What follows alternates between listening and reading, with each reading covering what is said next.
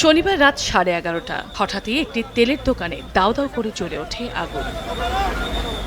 বগুড়া শেরপুর মহাসড়কের পাশে তিনতলার একটি বাণিজ্যিক ভবনের নিচতলায় জ্বালানি তেল মোবিলের দোকান মিলন ট্রেডার্স থেকে আগুনের সূত্রপাত হয়। মুহূর্তেই তা দোতলা ও তিনতলায় ছড়িয়ে পড়ে। খবর পেয়ে ফায়ার সার্ভিসের কর্মীরা ঘটনাস্থলে পৌঁছে আগুন নিয়ন্ত্রণে কাজ শুরু করে, কিন্তু থেমে থেমে দোকানের ভেতরে থাকা গ্যাস সিলিন্ডার বিস্ফোরণ হয়। এতে আহত হন এক দমকল কর্মী।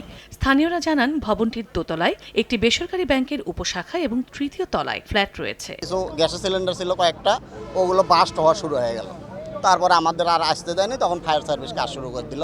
গ্যাস প্রায় আগুন নিয়ন্ত্রণে নিয়ে এসেছে, তখন নিয়ন্ত্রণে আসার পর আগুনটা প্রায় নিভে গেছে, ওখানে আর পানি নাই।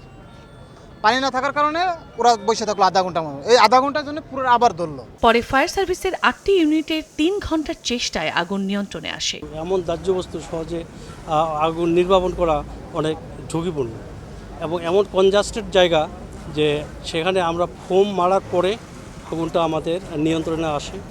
নগদে 500 টাকা বা তার বেশি পেমেন্টে পেতে পারেন ঢাকায় জমিসহ 20 কোটি টাকার পুরস্কার।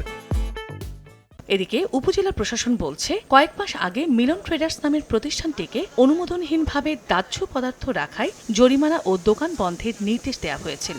একটা ব্যাংকের মতো একটা গুরুত্বপূর্ণ একটা প্রতিষ্ঠান এখানে রয়েছে, তার ঠিক নিচতলায় হার্ডওয়্যারের দোকানে গ্যাসের সিলিন্ডার, যাদের কিনা গ্যাসের লাইসেন্স নেই, বিস্ফোরকের যে লাইসেন্স সেটা তাদের নেই, এই দোকানটাতে 75,000 টাকা তাদেরকে জরিমানা করেছিলাম। আগুনে মহাসড়কের পাশে থাকা বৈদ্যুতিক সংযোগের তার পুড়ে গিয়ে আশপাশের এলাকায় বিদ্যুৎ সরবরাহ বন্ধ রয়েছে। আমাদের এলটি, এসটি, 11 কেবি এবং 33 লাইন বন্ধ হয়ে আছে। 3টা লাইন আনুমানিক 2 লক্ষ টাকা ক্ষতি হবে।